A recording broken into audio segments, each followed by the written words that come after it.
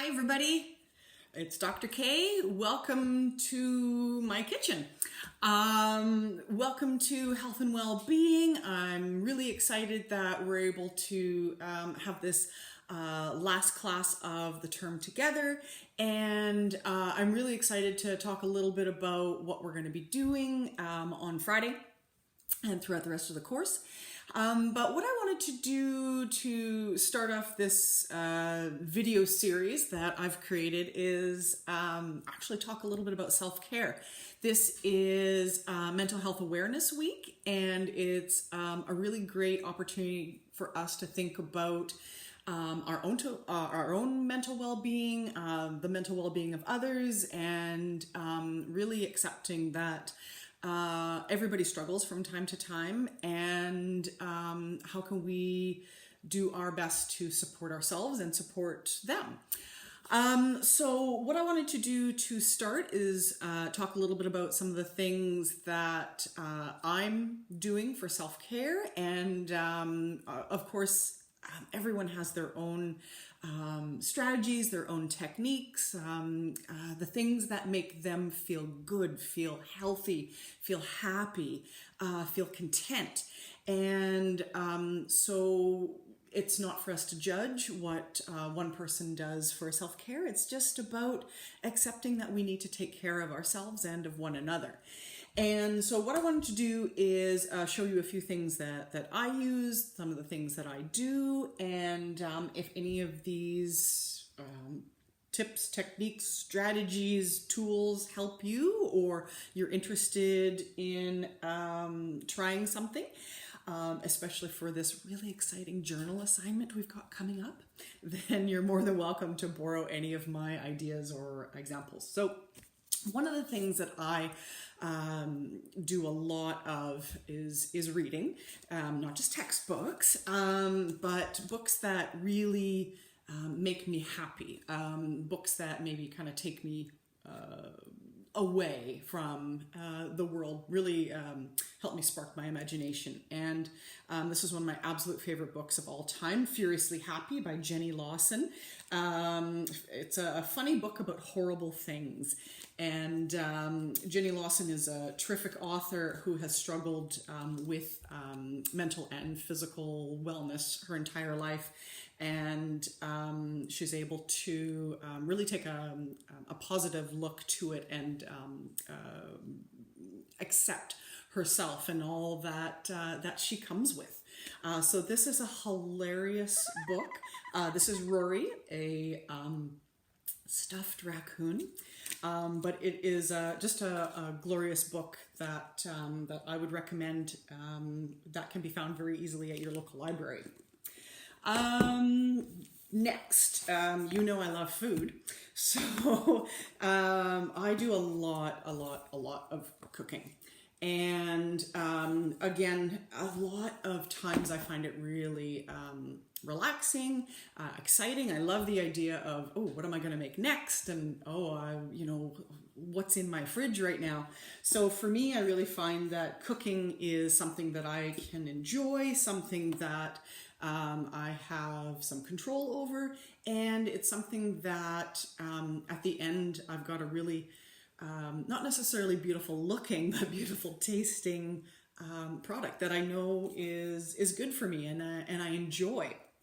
So that's something that I do a lot of is cooking. One of the other things that has been really important for my self-care is music.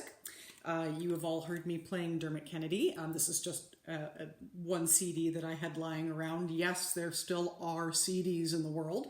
But again, just a really great example of one tool that I use in my life to relax, to get excited about, to really kind of help me process maybe something that I've been thinking about. So music for me has always been kind of like a guide, a support through my entire life. It's been really important to me.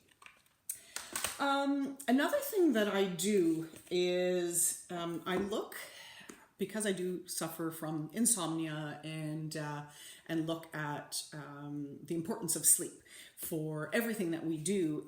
One of the things that I do to help me, if you've ever had those nights where you are you've got something on your mind and it just keeps running through your head over and over. What I often do is I actually keep a pen and a book, or just a pen and a little notepad by my bed, and what I'll do is write down whatever I'm thinking about. So maybe it's something I need to do the next day, something I'm worried about that I'm going to forget. So what I do is I keep this pen and this piece of paper or notepad by my bed. I'll write it down in the middle of the night, and then I can forget about it and then get back to sleep. So I find that has been really helpful for me. Another thing I do before bed, and I do as much as I can, I do try to avoid taking technology to bed, but some days that can be difficult. But one thing I often do is I'll often look at funny videos or funny Instagram posts. Again, things that really get me in a positive mood before I go to sleep. So things like Juniper Fox, one of my absolute favorite Instagram accounts. I really like This Girl is a Squirrel, and it's, again, just baby squirrel. Her name is Jill. And it's just, again, it's something to really get your mind in a positive state of mind, essentially. And that really helps myself. And I've heard that can help other people to get into a good state of being before going to sleep. There's Jill. So I really like just watching like a funny little video, or watching, YouTube videos on cats and dogs doing silly things. I get that raccoons are hilarious. So again, that's just something that I do for me. When I do have things that maybe I'm struggling a bit more with, I'll often turn to some really useful apps. I actually have a series of meditation apps, or just relaxation apps on one of my phones. And I've found that they've got really great strategies, like some different kinds of deep breathing, if that's useful to you, or I need to kind of think something through and talk it through, and really think about what could happen. And some of these apps offer kind of the here's what could happen situation, and that really helps me to process whatever I'm kind of thinking about, or I'm feeling maybe a challenge with at the time. So the apps I have right now, and maybe you already have some of these, I've got Calm, Mind Shift, Deep Relax, and SAM, as in Sam.